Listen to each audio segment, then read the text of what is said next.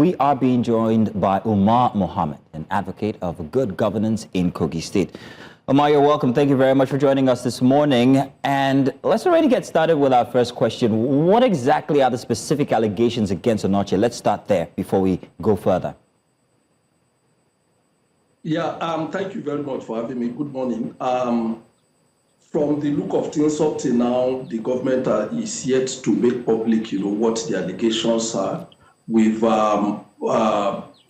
checked with the Kogi State House of Assembly and even within the local government and chieftaincy offices, and even to the House of the chairman, the Ibaji local government chairman, who was suspended. And up till now, there is no, clear-cut reason as to why he was suspended and exactly what the allegation was. But what we just learned is that it's gross misconduct, and that is what the State House of Assembly is acting on. But in details, as regard what that gross misconduct is still what we are yet, to find out.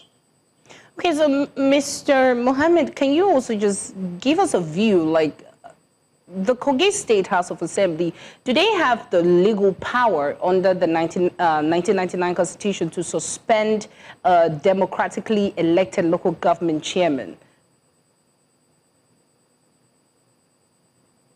Yes, they do. According to Section 7.1 of the Constitution of the Federal Republic of Nigeria, as amended 1999, the State House of Assembly has, the prerogative to make laws for the states, for the local government, at the same time to oversight the local government.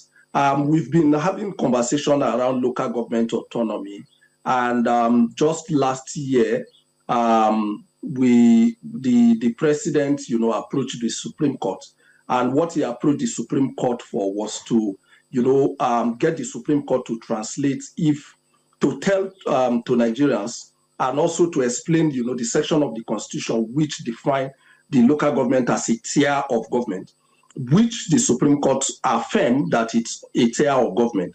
And if you say, a section or a government is a tier, it simply means it should have, the autonomy and all its internal workings, independent of any other, section.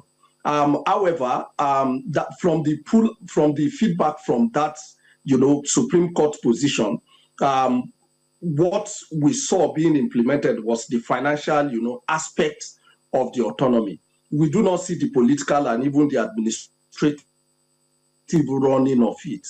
You could recall that up till now, the local government and the state government still operates a joint account, which is also supported by relevant sections of the Constitution, until all these sections, which to an extent merge the local government and the state government together, are taken care of through a constitutional amendment. There is no way we won't see this kind of situation that is happening in Kogi, and it will remain legal because the Constitution allows for it. Constitution aside, let's talk about the traditional rulers, the residents, the small political actors. I'm wondering on what side they fall. Do they see this as a justified suspension, or do they think it's a power play of some sort?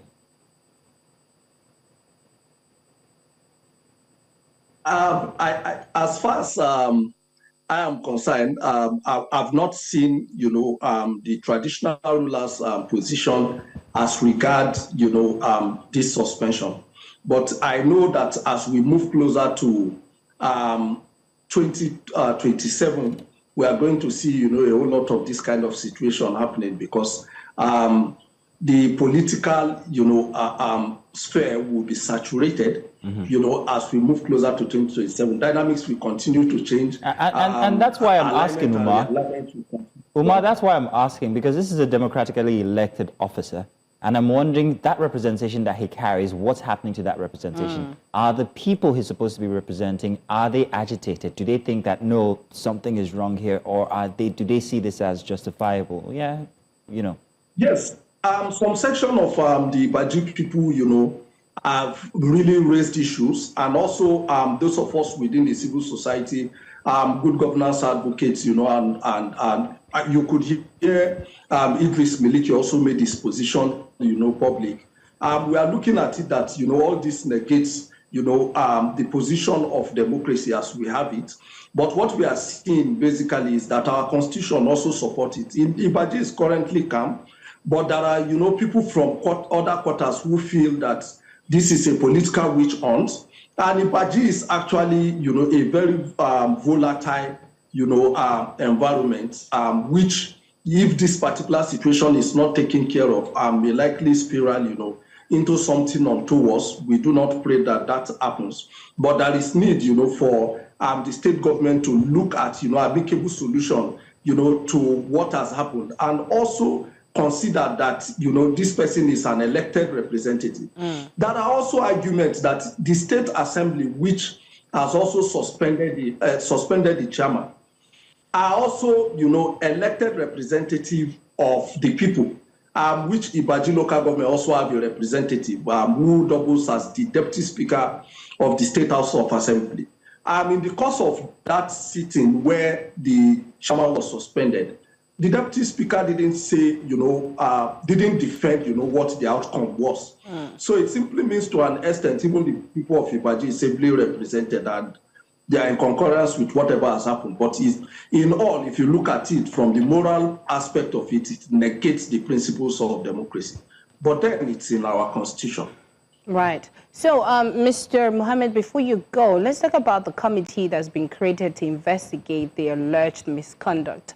It's been stated that one of the committee members were part of the people who, who voted to have him suspended. Now, do you think the people of Kogi would receive the result, knowing fully well there was someone there who was part of the people who suspended the local government chairman? So, looking at that situation, I think the State House of Assembly erred to an extent, because that would bring, into play the issue of conflict of interest, which will not favor the suspended local chairman, in any way. So, having people at the forefront of the suspension also making part of the committee, it's an unfair deal. It's like already making the judgment even before the investigation commences.